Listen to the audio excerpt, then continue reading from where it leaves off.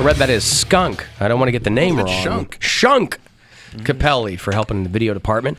Short for Shunkleton. Shunkleton Capelli. Well, that's a proud family over there in Bracknell. The Cavaliers are off tonight. They're nursing their wounds from a loss north of the border last night. Loss of the Raptors, 117-104. They're back here at home tomorrow and the first half of next week. Tomorrow night against the Bulls of Chicago. Perhaps you've heard of them. 8 o'clock tip-off at the Romo Fijo. Bulls have slipped precipitously in the past few weeks, too. But they're like just ahead of the Cavs. Yeah.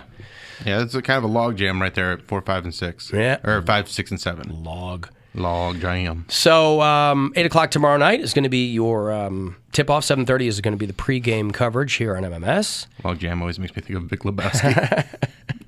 Of the Big Love. What did he say? The log jammer? Log was that? jamming, yeah. That was the porno that she was in. Log jamming.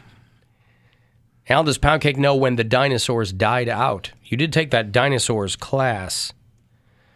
I think he was very clear, but he didn't really remember much about that stuff. Okay, but I was in college damn near like 5 or 6, 7 years ago now. Mm-hmm. And this class was like my junior year. I don't remember that.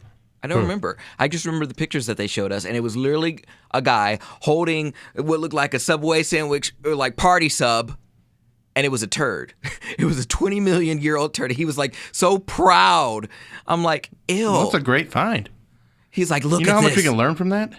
He's like, you can learn about their diet and what they used to eat. I'm like, it's still a turd, bro. And it looked like a party sub. That's how big this thing was. Ugh. Party sub for dinner.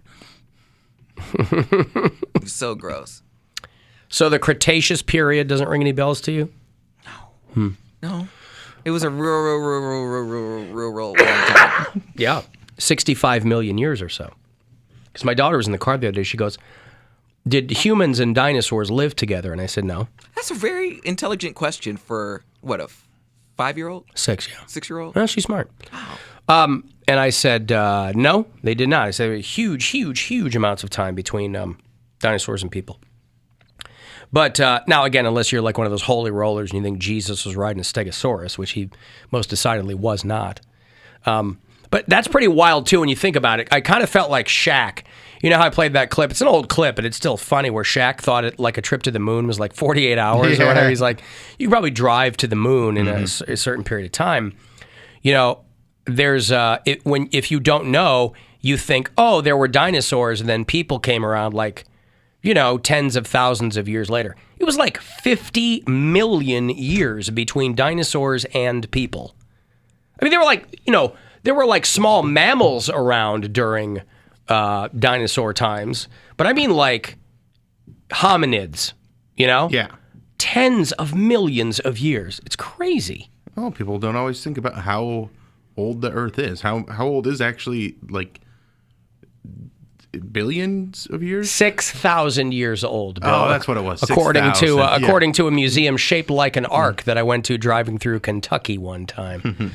They were very, very firm on that. So again, yeah, the math is a little bit shaky, but nevertheless. Billions of years old. Billions and billions. And sometimes it's going to end with us because we're so awful. Yeah, right. we really, enough of that. No. It's been around for billions. Well, and the Earth will keep going. The Earth will be, the old Carlin bit, the Earth is going to be fine. We're all going away. The Earth will be just fine. The Earth's not going anywhere. That's right. I love the kids going after Jeff Foxworthy. Jeff Foxworthy, this guy, I love Jeff Foxworthy. I was just talking, I was doing an interview last week and talking about Jeff Foxworthy is one of my earliest comedy influences. He's a fantastic writer. He's a great comic. He's a very generous guy from what I've heard with his thoughts and, you know.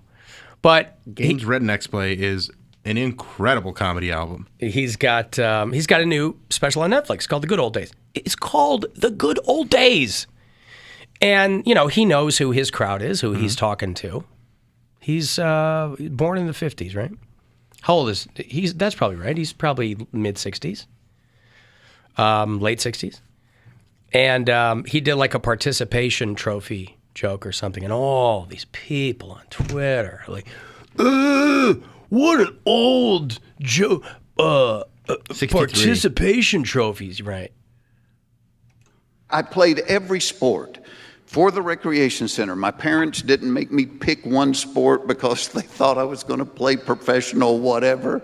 I played every sport. And it was weird back then because if you wanted a trophy, you had to finish in first place. It was nuts. Mm-hmm. And boy, did the kids get mad at that. Well, it's also not the kids' fault that there were participation trophies. Right. Well, the kids didn't make the right. It's people his age that did came them. up with it. Like we got a participation trophy when I played Pee Wee soccer, and because I think what it comes down to is there's trophy shops that are like, we need to move some trophies. Of course. We can't be just giving out one trophy. We got to move units. Yes. So you get the little trophy, and then if you actually won something real, you get a bigger trophy. Yeah. So you get the little thing because it is a business decision. That's right. That's what participation trophies are about. So if you're a guy that owns a trophy shop, you're like, no, participation trophies are the only way we stay in business. That's my bread and butter. Yeah, because also it's not like you get a new trophy every year or you pass it around.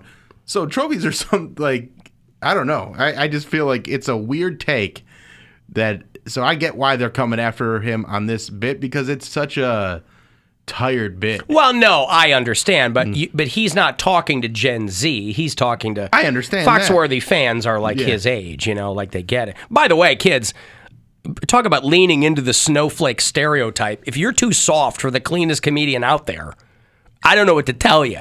You're getting pissed off at Jeff Foxworthy, for God's sake. What about Ryan Hamilton? Ryan Hamilton, yes. That's the Funhouse Jerry Seinfeld. Yeah. No, that's the cleanest comedian out there. Is Ryan Hamilton. Yeah. But, a close second. Jeff Foxworthy would get a participation trophy if they were handing them out for cleanest comics. But I thought that was funny when I saw that whole thing blown up on Twitter because I see Jeff Foxworthy trending yesterday morning. I was like, oh, please don't tell me something happened to Jeff Foxworthy. This guy's great. I'll still check out the special. I do also like the idea of a guy running a trophy shop like, I have an idea. Like it's 1989 and this guy's got this brilliant idea where he's like, man, I am this close to going out of business. But what if we make participation trophies for everyone that plays a sport? And then boom, it's just money rolling in.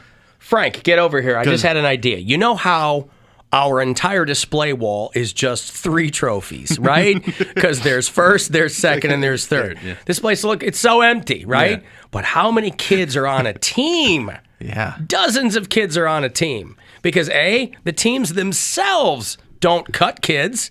They'll bench the stinky ones, but everybody can be on the team. We got to get a trophy in every pot. Chicken in every pot.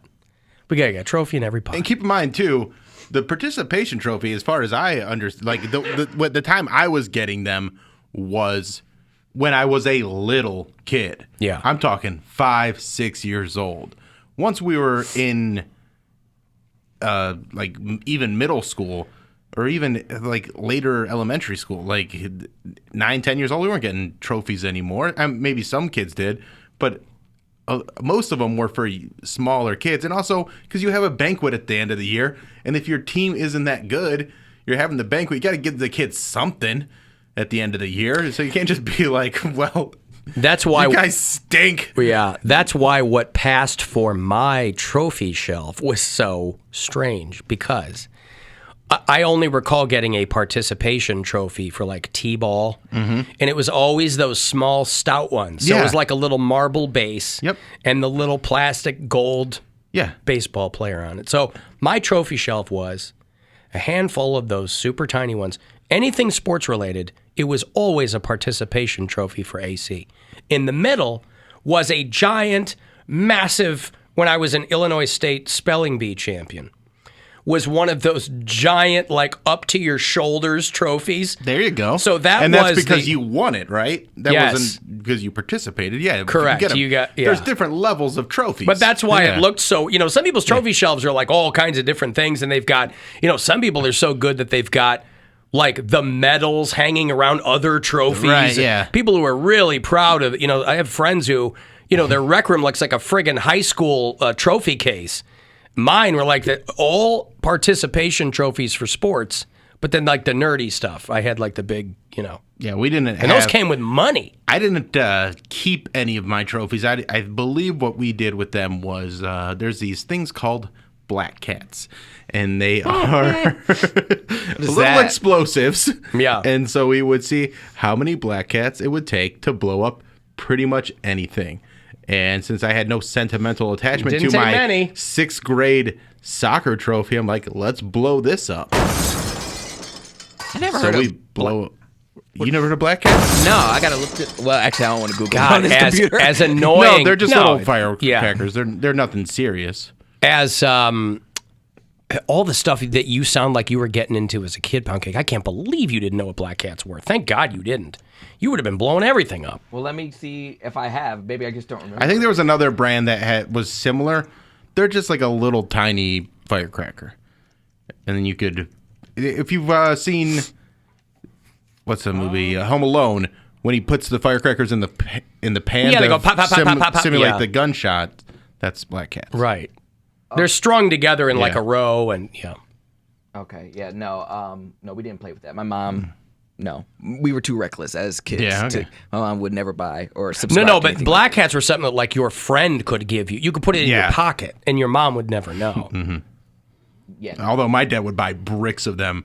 We'd drive to Florida and stop at the firework places on the way back, and he would just load up on those bricks and bricks of black cats. Oh God, they would make these giant, like mortar tubes. They were called like neighbor haters or something. They're like, your neighbors are gonna hate you. I'm like, yeah, that's not really what I'm trying to engender in my tightly packed neighborhood here. our things were sparklers. We would have sparklers for every occasion, like just rooms and rooms. I feel like sparklers were more dangerous. Yeah, you'd always get burned with sparklers. Yeah, either the metal would get hot or the spark would cut you or something. Yeah, I'm you sure they grab the probably wrong were. end of it. Yeah. But we just had so. Or someone just like throws it on the ground, then someone steps on it because they're wearing bare feet. Yeah. We were a sparkler family. Just tons and tons of sparklers. That's what they should do instead of participation trophy, participation brands. So every time a kid plays a sport, you get that sport branded on your elbow, Yeah, right. on your forearm. There you go. Yep, I played soccer. I played baseball, t-ball. That's and so. I did Congratulations. So anyway, Jeff Foxworthy, who, listen, if nothing else, he taught me that I was not smarter than a fifth grader. In many instances. It ain't easy being a kid. Now look at what you gone done did. Whoa, it's time for Kids Corner. Kids Corner. See the video of the teacher in North Carolina who flipped the F out on the kids? I think he has since resigned. Me as a Or teacher. you can't fire me, I quit. That kind of thing. He's not the one that slammed that kid into the wall. No, That was a this different is a girl he was yelling at. And I think this is in North Carolina. I think the implication here is it's largely black kids in his class. Because of course it gets quietly racist. They gave the girl's name who filmed it that he was screaming at. But this is Southwest High School in Jacksonville, North Carolina. We've got a bureau chief there. I don't know who that is off the top of my head, but there's a couple different pieces of audio here. Does anyone else want to try my authority? Because I am done playing with you idiots. I am here because I want Idiots. Always good to start with that. You Gives you a guys place are to work up idiots. to, yeah. to be here. I somewhat enjoy this job. You There's a lot to unpack. I somewhat enjoy this job. need something from me. I need nothing from you. And if you don't like my language, I don't give a Get out now. I'm not. Get out now. I need to ask a question. Get your stuff and get out. Put your phone away. No, oh, you want your phone. Get out. You don't have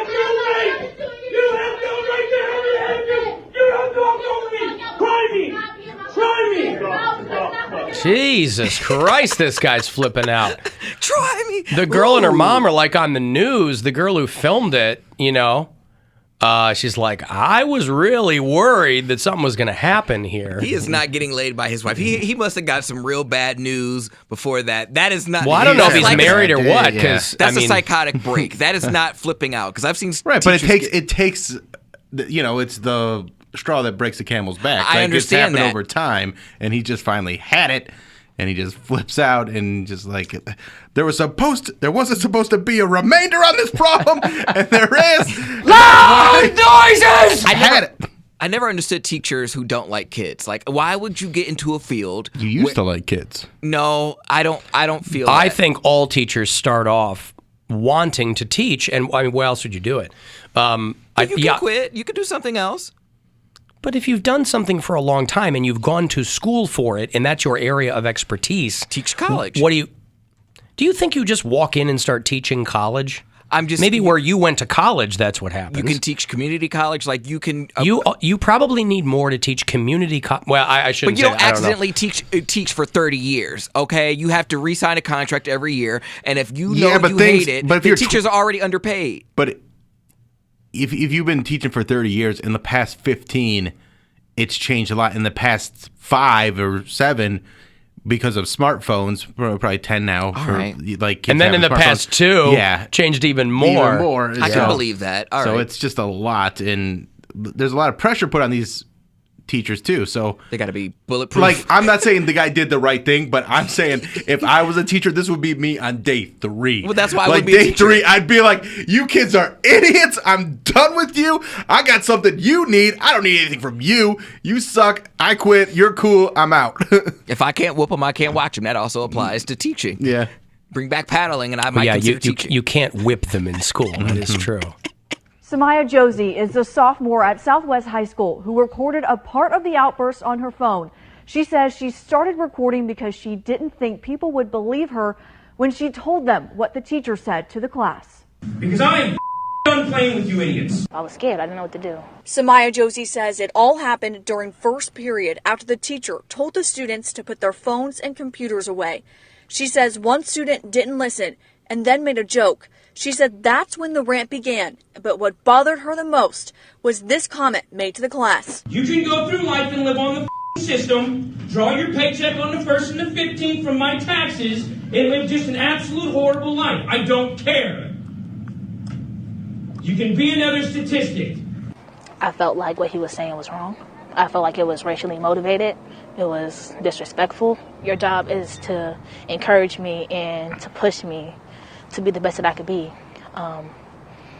Even though it wasn't said directly to me, it just felt like, dang, that's how you really think of us. Her mother, Nikki Josie, says the teacher crossed the line with his language and with his aggression. Even as her mother, even to listen to the video the first time, I had tears form in my eye. And if you don't like my language, I don't give a because you've said worse. And if you, again, Samaya, you leave too. Get out now. Get out. I'm not. Get out now. Nikki says while she may not condone her daughter's actions that day, she defends them. I think the respect went out the window a long time ago. And truthfully, that was fight or flight mode for her. When you look back, do you think you should have done anything differently? Or do you stand by everything that happened that day? I don't think I did anything wrong. If you was in my shoes, how would you feel? Like, what would you have done? I mean, her shoes are probably really, really small, so I'd probably feel uncomfortable. Really uncomfortable. I mean, I've got, clearly bigger feet. That's pretty wild, though. This guy goes ape house on these people, and, wow.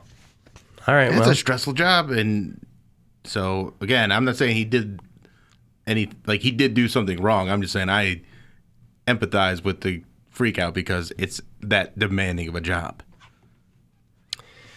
But also, you watch the kid, and he's just like, kind of staring. He's like, God, another one? I guess another teacher freaking out on me? Yeah, but I guess what I don't understand is, and I'm sure this is an oversimplification, but what I don't understand is, if you're a teacher and you're up there giving a lesson, and you look out and you see that half the class is on their phones or they're doing something, that's going to piss you off. Mm-hmm. But the other half of the class, and let's be generous, let's say it's 50-50, other half of the class is paying attention to you.